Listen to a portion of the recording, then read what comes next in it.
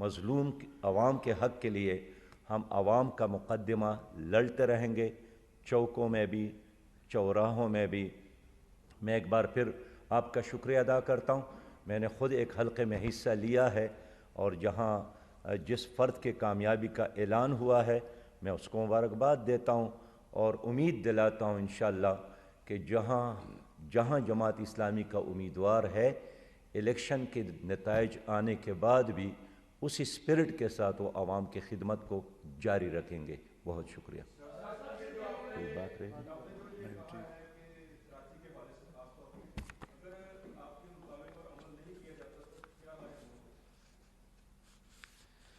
یہی تو میں نے عرض کیا کہ ہم کچھ وقت دیتے ہیں کہ الیکشن کمیشن اپنے معاملات کو درست کر لے، اپنے کاغذات کو درست کر لے، اور جو جعلی پلان انہوں نے بنایا ہے اس سے ہاتھ اٹھا لے، ورنہ ہم اپنے فیصلوں میں بالکل آزاد ہے۔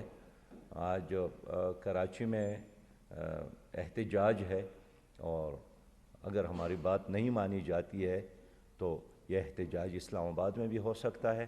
میں خود انشاءاللہ تعالی کراچی جا رہا ہوں اپنی ٹیم کے ساتھ، اور کراچی کے گلی اور کوچوں میں اپنے عوام کے ساتھ، اپنے بھائیوں کے ساتھ، اپنے کارکنان کے ساتھ، کراچی والوں کے ساتھ کھڑا ہوں۔ کوئی خاص نقطہ نہیں کیا؟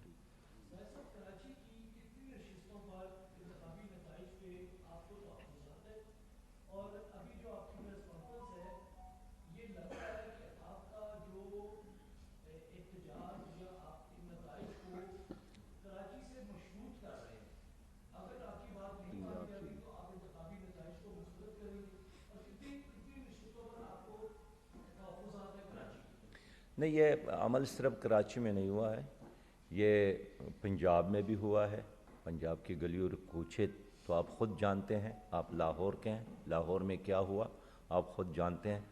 یعنی رات کو ایک پارٹی مسلم لیگ نے اپنے دفاتر بند کیے، اور ان کے چہرے بالکل اترے تھے، پریشانی کا اظہار کر رہے تھے، خاموش ہو گئے تھے، کسی صحافی کا فون اٹینڈ نہیں کر رہے تھے، اور اچانک جب صبح اٹھے تو ان کے لیے پھر جشن کا اور خوشی کا سما تھا۔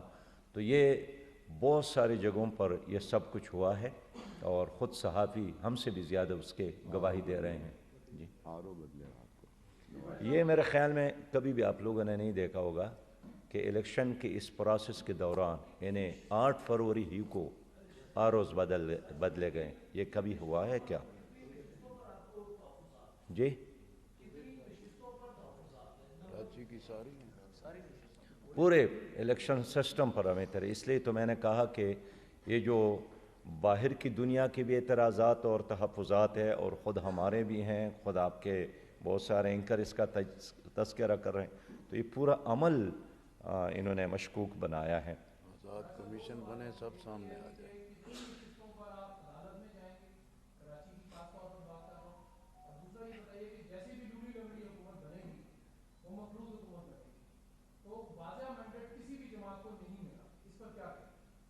اس میں کوئی شک نہیں ہے، میں نے عرض کیا کہ جو جعلی الیکشن کے نتیجے میں جو جعلی حکومت بنے گی وہ مسائل حل نہیں کر سکتے ہیں، اس میں مزید اضافہ ہوگا۔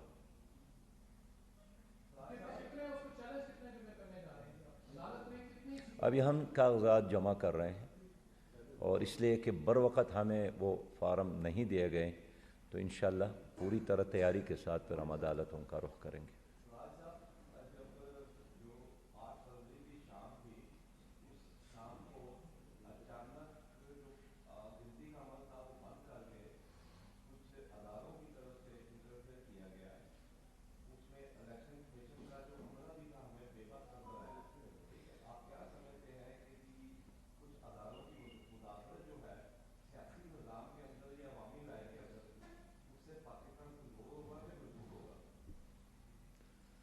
دیکھیے، اداروں کی مداخلت ہو اور الیکشن کمیشن اس کے مطابق چلے، اس کے نتیجے میں جو بھی حکومت بنتی ہے وہ چلتی نہیں ہے، ماضی نے تو یہی ثابت کیا ہے۔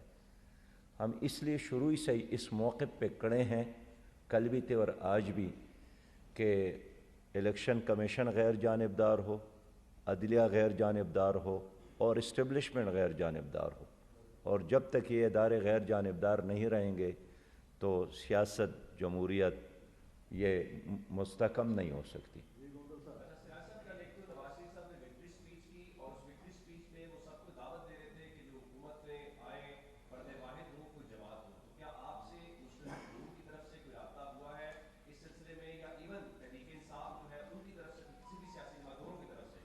اس کے بعد یہ ہے کہ جو نتائج کے اوپر آپ بھی تحفظات کا اظہار کر رہے ہیں، دیگر سیاسی جماعتیں بھی کر رہی ہیں، تحریک انصاف کے لوگ بھی آر او آفیسز کے بعد بیٹھے ہوئے ہیں، تو کیا اس بات کا کوئی امکان موجود ہے کہ ملک کی کوئی اقتداری تحریک جو ہے وہ آپ شروع کریں یا کوئی اور سیاسی جماعت شروع کرے تو آپ اس کو جوائن کریں؟ اس وقت میں حکومت سازی کی بات نہیں کر رہا ہوں، اس وقت میں بات کر رہا ہوں الیکشن شفاف بنانے کا، کہ سب سے پہلے تو اس الیکشن کو آپ شفاف بنا لی، حکومت بنانا بعد کی بات ہے۔ تو اگر ایک حکومت کا بنیاد ہی غلط ہو تو اس غلط بنیاد پر جو بھی حکومت بنے گی وہ بھی 100% غلط ہوگی۔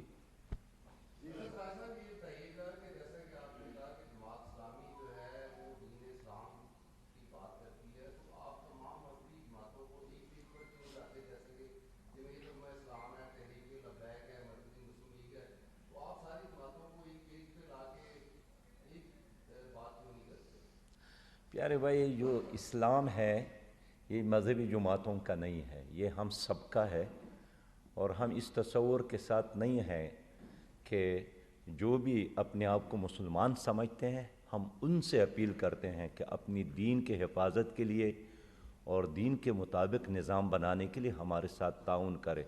اگر ہم نے چند مذہبی جماعتوں کے حوالے کیا کہ بس یہ اسلام آپ کا ہے تو اس سے ہم اپنی دین کو محدود بناتے ہیں، لہٰذا یہ ہم سب کا ہے۔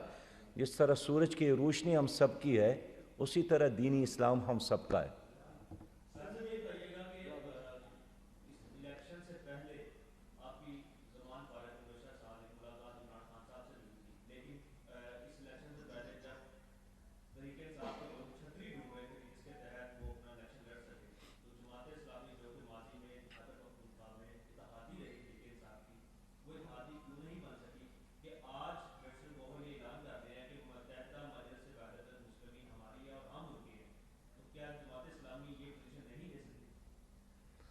دیکھیے وہ رابطہ کریں گے تو ہم بات کریں گے نا جی، ہمارے دروازے سب کے لیے کھلے ہیں، ہم نے کوئی پابندی نہیں لگائی ہے، لیکن ہمیشہ سیاسی معاہدے یک طرفہ نہیں ہوتے، اس میں دونوں جماعتوں کی آراء شامل ہوتی ہے۔ سیاست یہ فرمائیے گا کہ آپ نے اتنی اچھی کی کہ آپ جہاں سے کھڑے تھے وہاں سے نہیں بھی پائے، اور دوسرا کہ وزیر اعظم نواز شریف کے نعرے سننے میں آ رہے ہیں، اگر نواز شریف وزیر اعظم آتے تو تسلیم کریں گے تو آپ؟ حکومت جعلی ہوگی۔ بابا پہلے تو آنے تو دینا، کیسے آئیں گے جب ان کی اکثریت نہیں ہے؟ بہت شکریہ جی۔ مہربانی۔ کل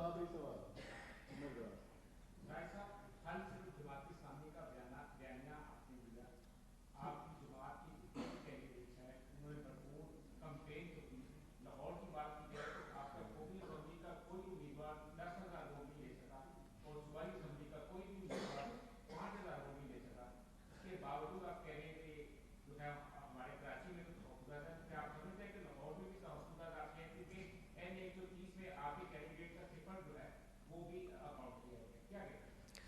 دیکھیے اس حلقے میں جو رزلٹ آیا ہے، خود حامد میر صاحب نے بھی اس پہ تبصرہ کیا ہے کہ میرے ساتھ 2 پیپرز ہے اور ایک ہی جگہ کی ہے، اور اس میں خود جو امیدوار ہے اس نے خود کو بھی ووٹ نہیں ڈالا ہے، ان کے رشتہ دار نے بھی، حتیٰ کہ پولنگ ایجنٹ نے بھی، لہٰذا ثابت ہوا کہ وہ ایک جعلی کاروبار ہوا ہے اور جعلی ایکسرسائز، اس لیے تو یہ سوالات اٹھے ہیں جس کا میں نے ذکر کیا۔ باقی دیکھیے ہم نے اذان دی ہے، اب کتنے لوگ نماز کے لیے آتے ہیں کتنے نہیں آتے ہیں، اس کا مطلب تو یہ نہیں ہوا کہ اذان غلط تھا، ہم لوگوں کو جگائیں گے، لوگوں کو اٹھائیں گے اور اللہ تعالیٰ اور اس کے دین کے ساتھ جوڑیں گے انشاءاللہ۔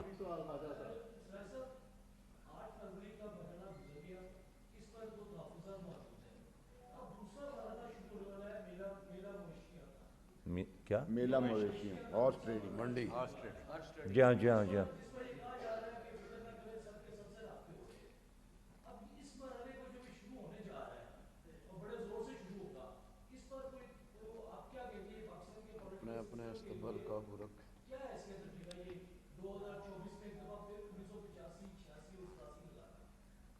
देखिए, हमारी सियासत का तो अलमिया यही है कि जो लोग मुंतखब होते हैं वो गोभी की तरह फ़रोग़ हो जाते हैं, आलू टमाटर की तरह उसकी कीमतें लगती हैं।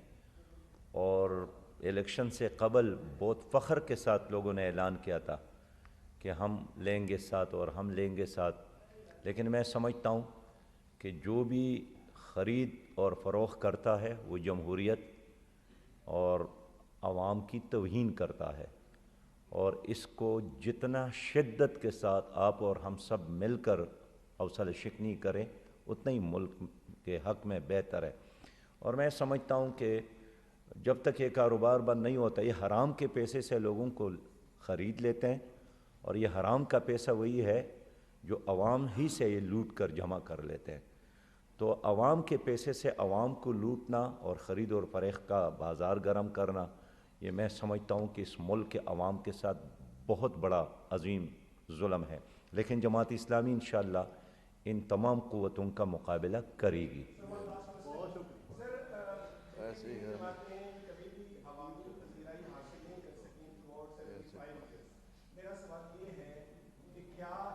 सहाफ़ी नहीं है, सहाफ़ी नहीं है। चले आप इज्तिमा कारकुनान में फिर सवाल करें।